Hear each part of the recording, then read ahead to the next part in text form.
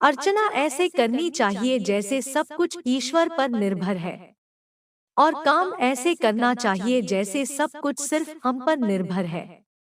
Hello दोस्तों, आपके साथ मैं हूँ स्वरा और चलो आज कुछ अच्छा सुनते हैं। सुनाती हूँ आपको एक ठेकेदार की कहानी। एक ठेकेदार जो घरों को बनाने का काम करता था।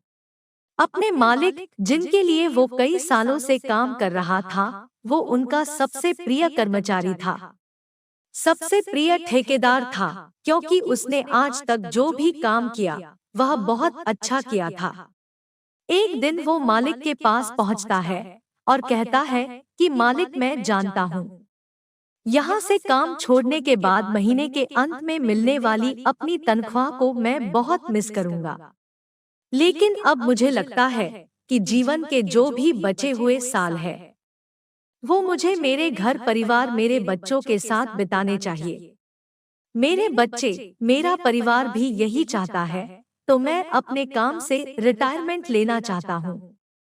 मालिक को ये बात सुनकर और जानकर दुख तो बहुत हुआ कि वो अपने एक सबसे अच्छे कर्मचारी को खोने जा रहे हैं। मगर इस बात पर उसे रोक भी तो नहीं सकते थे क्योंकि वो अपने परिवार के साथ वक्त बिताने जा रहा था, कुछ अच्छा करने जा रहा था अपने आप के लिए, अपनी जिंदगी के लिए। लेकिन मालिक ने उसे एक आग्रह किया। बोले, ठीक है, मैं समझता हूँ तुम्हें परिवार के साथ वक्त बिताना और तुम आगे काम नहीं करना चाहते हो, लेकिन मेरा एक आखिरी काम कर दो, एक बंगला बनाना। जो कह सकते हो कि मेरे सपनों का एक बंगला है जो मैंने सोच रखा था कि मुझे बनवाना है। वो बंगला तो मेरे लिए बना दो और बस उसके बाद तुम रिटायरमेंट ले सकते हो। उससे बिल्कुल वैसा ही फील हुआ जैसा आपको ऑफिस से घर जाते वक्त अगर बॉस एक फाइल और पकड़ाकर कह देता कि बस ये काम कर दो फिर चले जाना, लेकिन मालिक को ना भी नहीं कर सकता था। इतने सालों में उनके लिए काम कर रहा था। उसने बोला, ठीक है, लेकिन बड़े बेमन से उस बंगले को बनाने का काम उसने शुरू किया। शायद कंस्ट्रक्शन मटेरियल या काम करने की क्वालिटी किसी भी चीज पर उतना ज्यादा उसने ध्यान नहीं दिया कि बस करना है, उसने काम को निपटाया, मन से नहीं करा।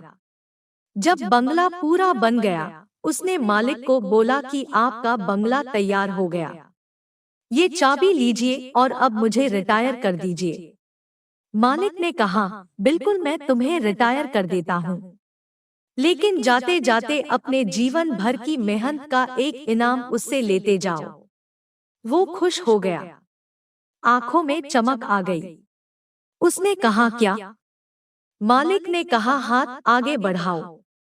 जब उसने हाथ आगे बढ़ाया तो मालिक ने उसी बंगले की चाबी उसको दे दी और कहा, ये बंगला मैं तुम्हारे लिए ही बनवा रहा था। तुमने अपने जीवन के जो इतने अनमोल साल मुझे दिए हैं, इस शहर और जगह में मेरा नाम बनाने में जो मेरी मदद की है, ये उसका तोहफा है। वो बहुत शर्मिंदा हुआ, उसे बहुत दुख हुआ और उसे लगा कि क्यों नहीं मैंने इस काम में अपना दिल, अपनी मेहनत उतनी ही लगाई जितनी मैंने इतने सालों के काम में लगाई थी।